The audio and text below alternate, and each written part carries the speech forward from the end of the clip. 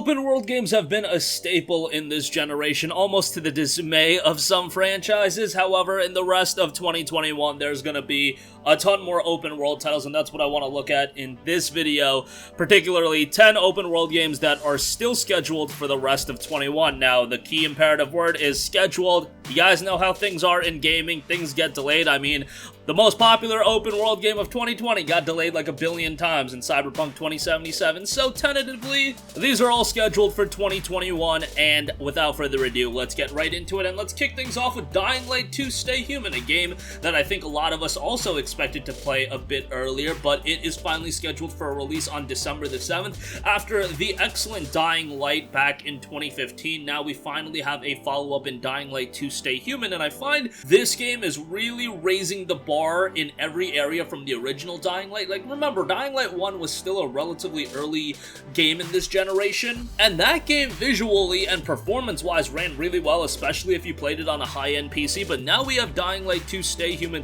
It's set well after the first game. The virus won and civilization has fallen back to the Dark Ages. The city, one of the last human settlements, is on the brink of collapse. Use your agility and combat skills to survive and reshape the world. Your choices matter throughout the game, so this is going to be one with quite a bit of replayability as well. You've got 2 to 4 player cooperative play in there, choices and consequences, a day and night cycle has been introduced, and a large open world to boot. This is one of those open world games that's going to get a lot of attention heading into its release on December the 7th. Let's just hope that stays intact, and let's see a smooth release for this one in about 6 months. Next up, a long-running franchise is seeing its latest entry.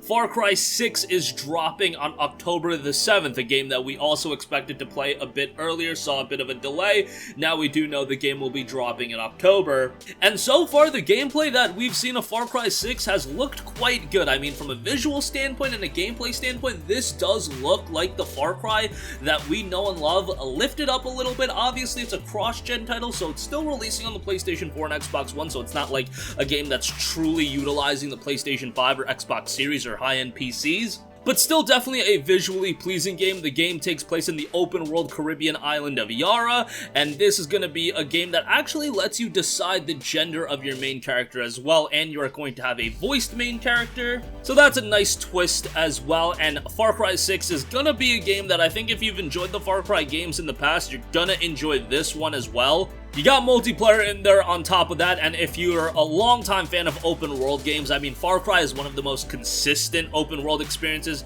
that you're gonna get. You kind of know what you're dealing with here, but hey, that's not necessarily a bad thing. Far Cry 6 drops October the 7th.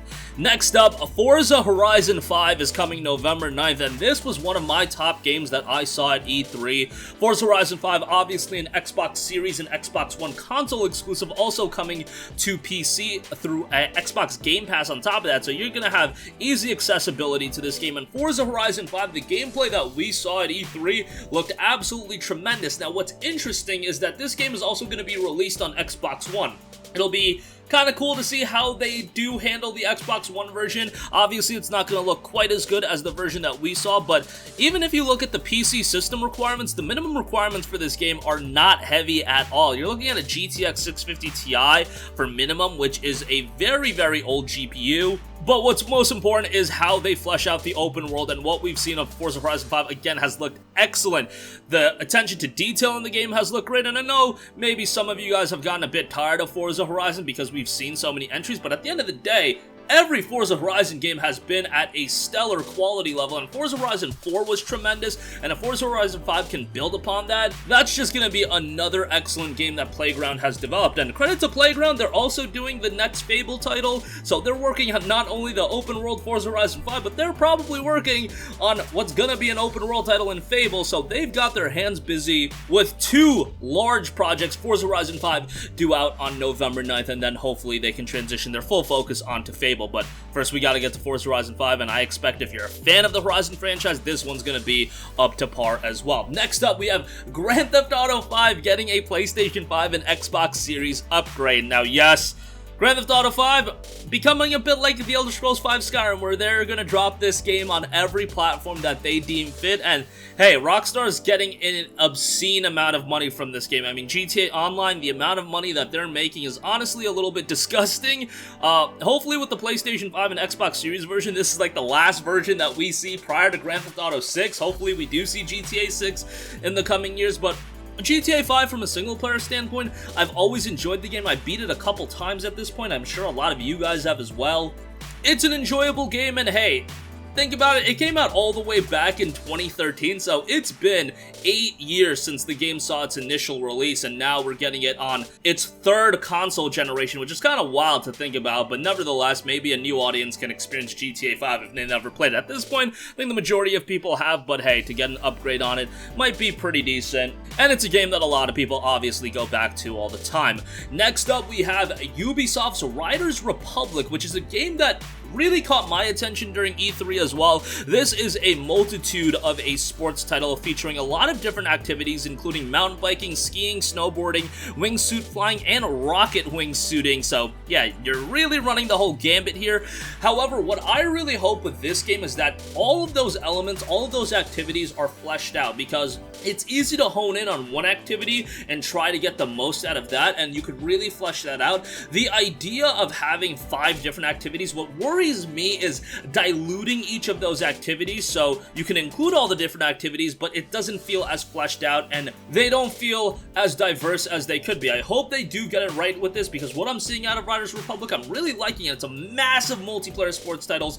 More than 50 players can compete against one another, although the PS4 and Xbox One version support about 20 players, so that is something to consider. But on PS5 and Xbox Series, the handcuffs are really going to be taken off. Really hope the best out of this one. Like, we've seen Ubisoft do these larger sports titles or racing games like a Crew, for example, or Steep, and some of them, you know, I enjoyed Crew, but they really didn't resonate at a really high level. I really hope with one of these titles, Riders Republic, hopefully, that it really hits that next level and people end up really enjoying it, and it has a good bit of longevity. We'll see how it turns out. Riders Republic drops September 2nd. Next up, we have a game a lot of people have been waiting quite a while for, and that is the multiplayer RPG MMO New World coming from Amazon. Explore a thrilling open-world MMO filled with danger and opportunity, where you'll forge a new destiny. And this is a game that is really looking to be Amazon's coming out party for, you know, their venture into the gaming realm. But again, you'll explore a thrilling open world MMO. For thousands of years,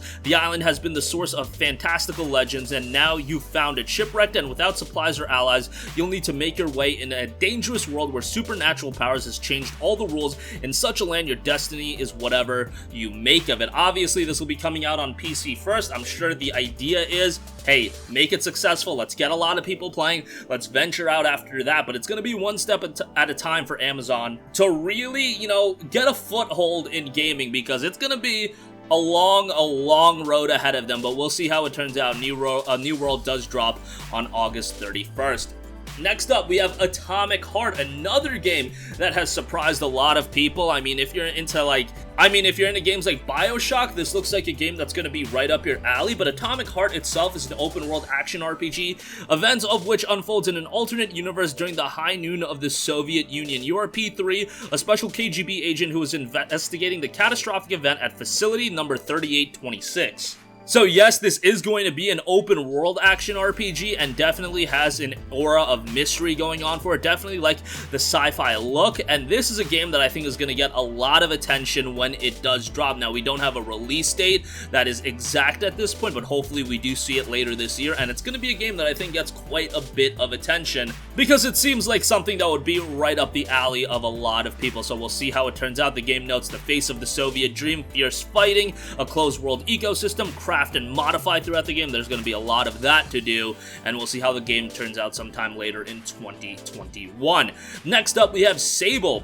Sable, from a visual standpoint, definitely stands out in comparison to everything else. Embark on a unique and unforgettable journey and guide Sable through her gliding, a rite of passage that will take her across a vast desert and mesmerizing landscapes capped by the remains of spaceships and ancient wonders. Definitely a game that looks to be a bit driven via its narrative, and again, from a visual standpoint, stands out right away. Like, I wouldn't say it's like the Forza Horizon 5 style of visuals where it just looks like a technical masterclass, class. In the case of Sable, it just looks like a gorgeous game from an art direction standpoint, and sometimes those games resonate with me even more. By the way, there's a demo available now that you can try out on PC. I would highly recommend you do that, but the game notes: climb, leap, hover, glide, use everything at your disposal to discover every inch of the world in front of you, customize your hover bikes as you find or earn new parts, help other clans and nomads that you meet along the way, lose yourself in an adventure, and find yourself through mass outfits and other collectibles to represent who you are to those around you. Sable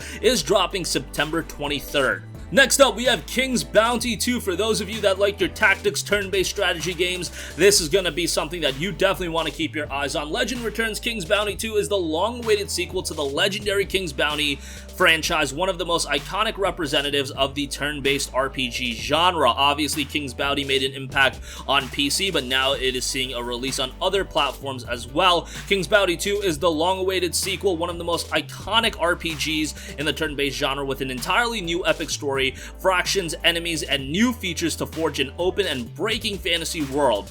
With the kingdoms in disarray, counties demanding independence, bandits prowl the roads, all the overseas nations have denied the king's authority over them, and blighted creatures lie in wait for the unwary. New accidental heroes emerge as the last hope. This is a game that is definitely going to have quite a bit of replayability, and from the standpoint of content, it's going to have that in spades as well. King's Bounty 2 drops August the 24th. And lastly, we have a Nintendo Switch title, and that is Sky Children of the Light. This actually released on Android and iOS, and now it's coming on over to Nintendo Switch, and it's coming from the creators behind Journey, a game that many people consider to be one of the best PlayStation 3 games.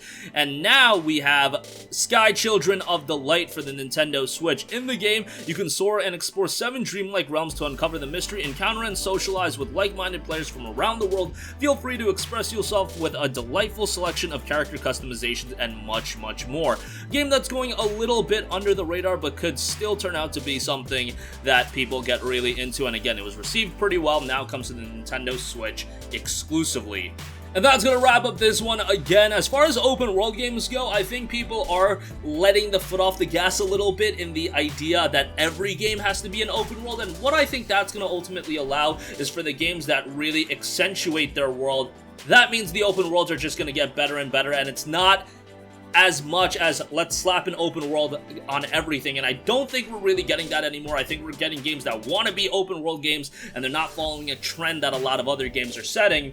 But nevertheless, it's still one of the most popular genres in all of gaming, and I hope these games illustrate that for you guys. Maybe even if a GTA 5 upgrade isn't up your alley, a Dying Light 2, a Far Cry 6, a Forza Horizon 5, a Riders Republic, an Atomic Heart, all those games offer something a little bit different in the open world realm as well. That's going to wrap up this one. Sound off with all of your thoughts in the comments section down below. Thank you for watching, and goodbye.